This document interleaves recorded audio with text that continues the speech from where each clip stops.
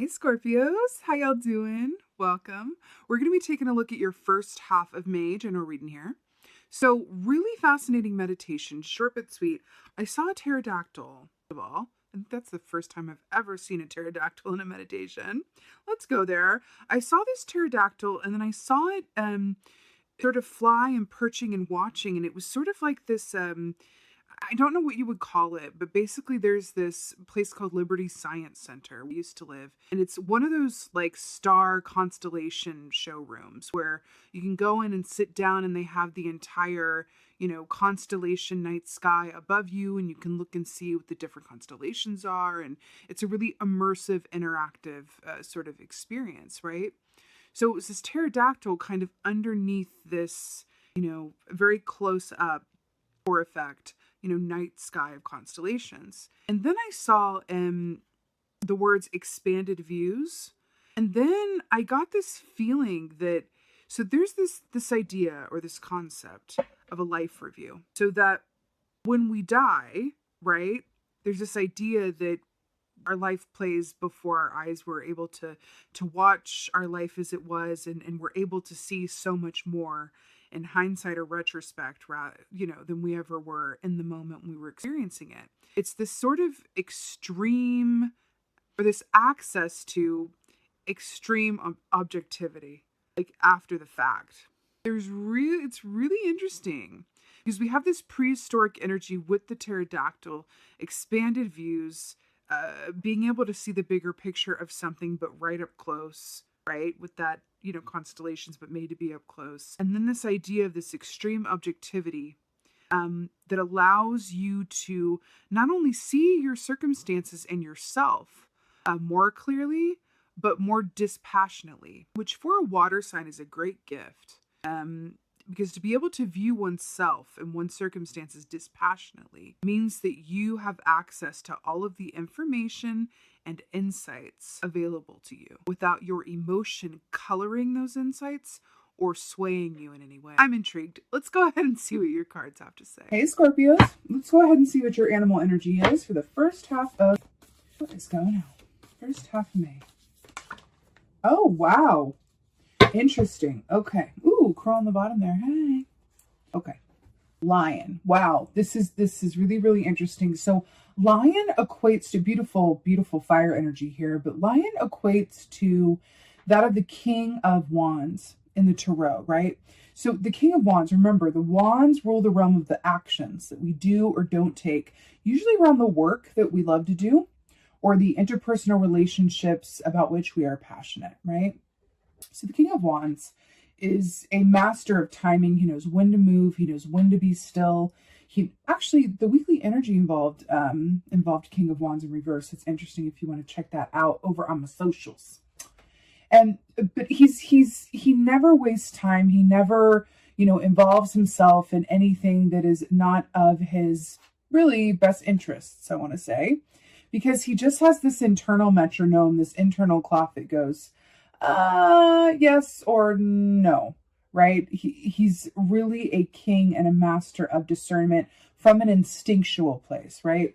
King of Swords is a master of discernment from an intellectual or a mental place.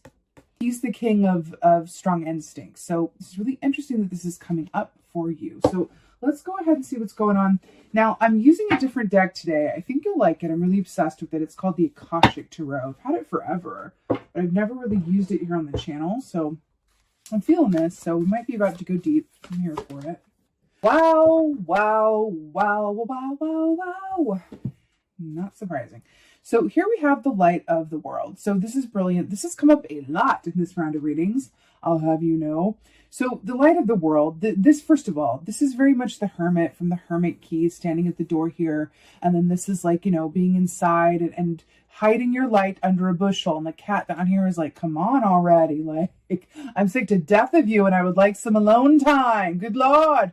Now, what's interesting about this is that, see this guy here? He's doing something off of camera or off of the image where we can't see. He's doing something.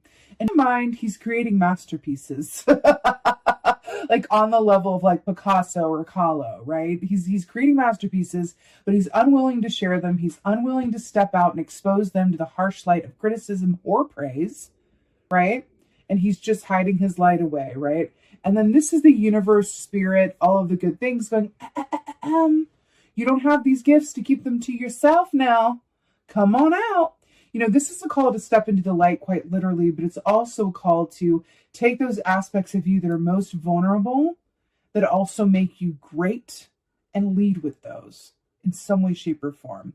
But this comes up when sometimes we keep the best parts of us unlocked to ourselves or slightly modified or edited for content.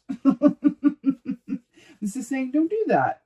Don't do that. Now, this is really interesting with the King of Wands being, you know, master of divine timing. And then we have this energy here going time's up, right? Interesting flip.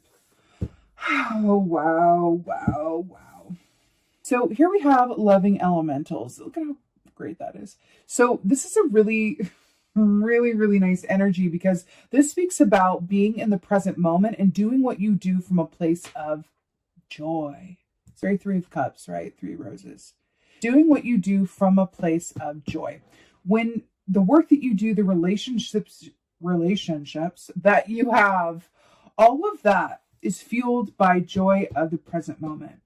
The best, quickest, and most effective way to knock ourselves out of alignment and disconnect from that joy is to project ourselves into the future or project ourselves to the past. That's interesting because I saw the pterodactyl, which is obviously of the past. And then I saw that, you know, the space, the constellations, which is very futuristic, being in a space center. Interesting. And then this is saying that, you know, expanded views, this is really about doing everything that you do from a place of joy. This little girl is able to see these fairies that the adults around her, although, you know, where are her parents? But the adults around her aren't able to see. Just near a body of water, no danger there, but she's okay. She's looked after by the fae.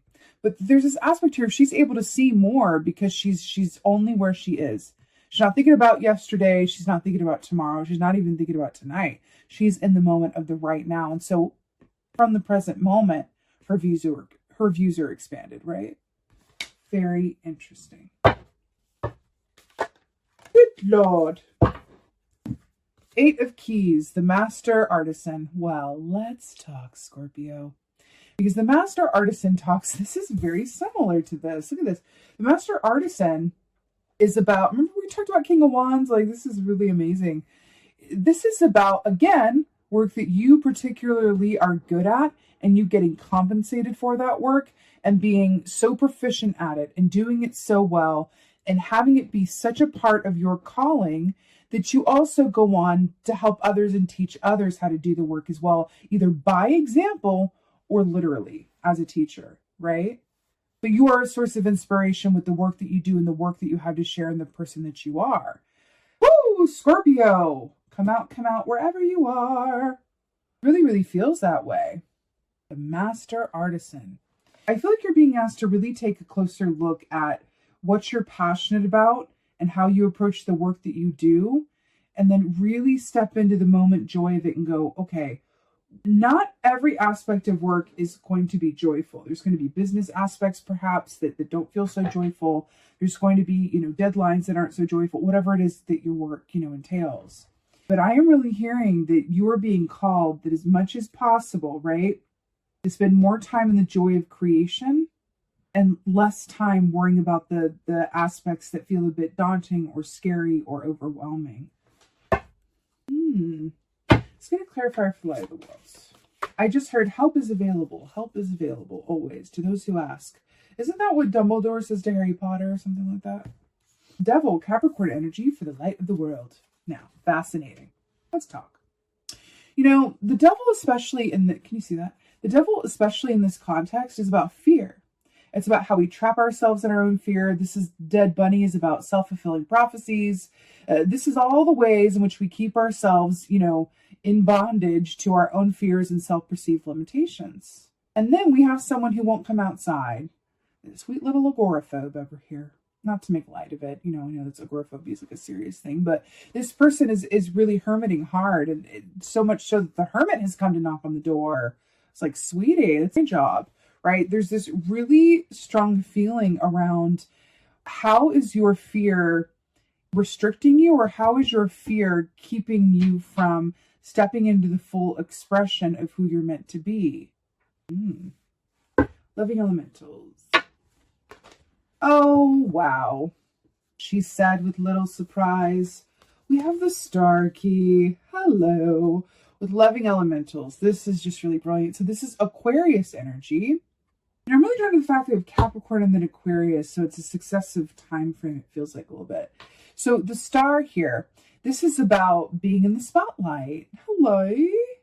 Spotlight, lighthouse, light of the world. Sun here as well. So it's about being in the spotlight. It's about wish fulfillment. It's about great love, divine hope, all of those feel goods. But it's really interesting because in this deck, we look at this oyster and we look at how the pearl is formed, right? And it's formed through irritation, right? There's all of these foreign bodies that try to get into this oyster, and the pearl is the defense mechanism. So it's interesting. This, along with the, loving elementals, enjoying being in the moment, I want to ask you, like, what do you really want? What would you do if time and money were no object? And then what about your given circumstances aren't preparing for that reality as you believe it to be yours, right? Prepare for what you asked for. This came up in another reading. I don't remember which one it was. It was Capricorn, maybe. I want to watch the Capricorn reading, because you've got Capricorn energy here as well. And then this aspect of it feels like the Capricorn reading. Prepare for what you wish for, because perhaps part of the delay or part of the holdup or part of the reason why it hasn't come to you in full form is because you're not adequately prepared for it. I feel like that's coming up for you here, interestingly enough. When we ask for more, but we're not already balancing what we have, that's a tricky business, because the universe isn't going to give us more than we can possibly handle, right? We don't want to manifest what we desire and then not be in a place to fully receive it, right? That can also lead to this light of the world indoors thing, right? But there is a potential and a strong energy here around you tapping into the joy and present moment of what you love the most about the work that you do and the interpersonal relationships that really fuel you and fill you, because Lion is all about the tribe and the family as well. I should say pride really as well. And in doing so, align yourself to this sort of higher potential, expanded views, out of this world experience that is elevated from where you've been previously. Master Artisan. I keep hearing, get out of your own way. It's a little harsh, but I keep hearing it. Get out of your own way. Master Artisan. Amazing the ways in which we can get in our own way. It really, really is. Master Artisan. I mean. Talking about getting out of your own way, and just the person to help with that is the Queen of Swords. But the Master Artisan, she's the absolute queen of discernment, objectivity, where we're talking about her counterpart, the King of Swords at the top of the reading. Queen of Swords is the beautiful editor. She knows exactly, what will fly and what doesn't. She knows what's extraneous. I keep seeing like a cut, I guess because we're talking about lion energy, I'm seeing raw meat. If you take like a cut of meat, and you're the butcher, she's the butcher. She's going to cut and trim that thing down to where there's not an ounce of fat on it.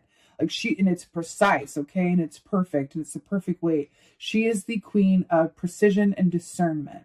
So it's really interesting here that we're talking about getting out of your own way, expanded views, your vision, objectivity, right? With the Master Artisan, which is about your particular genius and your particular brilliance. I'm hearing to cut out whatever is keeping you from tapping into that full joy and experiencing joy on a more regular basis that just naturally bleeds over into the work that you do and the relationships that you have. It feels like there's stuff muddying the waters here, and it's most likely fear, personal entrapment, or certain preconceived ideas, stories that you've told yourself or that you've inherited about how things are, the way that things will go. I feel like you're keeping yourself small. This might come as a surprise to you. I feel like you may not be aware of it consciously, but there are some ways in which you're keeping yourself small.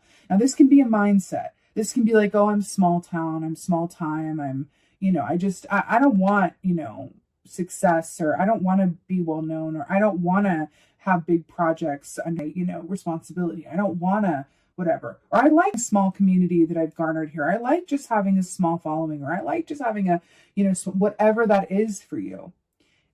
Maybe think about that. Yeah, because in what way is that keeping you small and perhaps protecting you from some sort of rejection or sadness around where you've gotten to versus where you could go? It's a story here. And I feel like Queen of Wands is coming in to say, cut it out. Let's take the ego out of it. Okay, Scorpio, let's take the ego out of it. And see, it's not about big or small or whatever, how you measure success. It's really about, what do you have to share with the world? And how are you, isn't it your responsibility to share it to the best and most of your capabilities without cutting yourself short or disabling yourself out of fear or stories or some sort of limited thinking with views that are not expanded, that are limited or restricted in some way or colored in some way, right? You're asking to really step into your lion essence, this is Leo energy. Leos, good Lord, if you know anything about Leos, you know that they love to be seen, darling. Here's a fun exercise. If you're ever just watching a movie or TV and you can go onto the info and it shows you all the actors that are in the show, I'm telling you, it's mostly Leos and then Tauruses. I'm telling you though, it's Leos and Tauruses. Now there's obviously not all of them, but I'm telling you the vast majority of performers are Leos. There's a good reason for that. They don't mind the light. They welcome it. They would never be caught dead on that side of the door. So there's something in that for you. You're being asked to step into that Leo energy and allow yourself to be seen. Welcome the light, welcome the spotlight, welcome the views, putting yourself out there. This could also have a lot to do with your interpersonal relationships as well, right? Interestingly enough. I'm really here for it though, because we could talk about intimacy and how we allow ourselves to be seen or not seen as well. Okay, let's go ahead and get an oracle. I have this new oracle deck. It's Stephen D. Farmer's new oracle deck called Ancestors Oracle. I'm really living for it. Let's see what's going on. Whoa. I just got some serious chills. Okay, let's talk. Can you see that? Okay. Isn't that gorge? So we have presence, grandfather. But this is really intense. Okay. So first of all, I want to point out some similarities. We have a grandfather looking man here. We have a grandfather looking man here. We also have the patriarch of a given family or pride, as it were. So grandfather presence, did we not talk about being in the present moment with these loving elementals and deriving that joy and purpose and energy from it, right? And then we have this child and then we have this child. Didn't we talk about the work that you do or the effect that you have, really helping others or serving a greater purpose? Again, I'm hearing watch that Capricorn reading as well. Because I feel like these two readings are holding hands for some reason. And there's also this aspect here with grandfather presence that speaks of, in the shamanic tradition, grandfather energy is a source of wisdom that you can access for greater what? Perspective. So it's really, really interesting that this is coming up for y'all, because we were talking about, being in the science wing and the dinosaur and also having that life review where you're able to look back like a grandfather, right? Passing on he's at the end, later stages of life here. And we're talking about crossing over, and then that idea or that construct of being able to do that life review and look back, and in doing so have the greatest objectivity of your life in the afterlife. Right? So there's something to that. How you see things, your perspective, your how you're keeping yourself small or sort of disadvantaging yourself through a certain story or idea. It's really coming through here. And I feel like I am looking at an energy of a group that is capable and wanting to align with a reality where they are a lot bigger or a lot more out there or a lot more involved even in a way than they currently are. And I can feel the discomfort around it. I can feel fear around it. I can kind of feel disbelief or something around it. But I'm really hearing that's not what it is. If you can change the script and the belief and don't look at it in terms of you being in the light or you stepping up in your personal relationships, or you putting yourself out there and coming out of whatever hidey hole you've been in, whether it's metaphorical or literal. It's really about, what are you here to do? Are you here to leave your piece of the earth better than how you found it? Right? Do you not have a sort of responsibility do you want to fully embody this incarnation? That's what I want to ask you. Do you want to fully embody this incarnation? In which ways can you more fully embody the incarnation? Being in the present moment is a great way to do that, right? And then living life as though it matters and that it's your last one, right? Even though, like, you know, we have multiple incarnations, but there's an aspect of like, wow, time. Do I want to leave this place with any regrets? Do I want to leave this place having, you know, restricted or hidden or kept myself small in some way out of fear or whatever reasons we have, right? Something to think about. Scorpio, I'm sending you so much love and blessings for the first half of May. I so hope that this helped and resonated. If so, please do let me know in the comments below. I absolutely love reading your comments. And with that being said, just thank you. Thank you so much for being here. And as always, and most of all, thank you for being you, and be well. Until next time.